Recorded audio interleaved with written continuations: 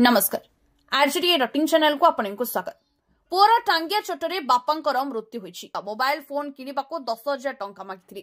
एबळी घटना घटिछि रायगड़ा जिला चांदली थाना अंतर्गत कैलाशपुर पंचायत लालीबा गाँव। मृत व्यक्ति जनक भीम डाकराका बयस 57 बोली जना पड़छि। चांदली पुलिस घटनार तदंत करुवा बेले अभियुक्त पुओं को गिरफ्त करिछि। पुलिस सूत्रରୁ प्रकाश जे कोलारा ब्लॉक अंतर्गत कैलाशपुर पंचायत लालीबा गाँव में घटिछि जघन्य हत्याकांड।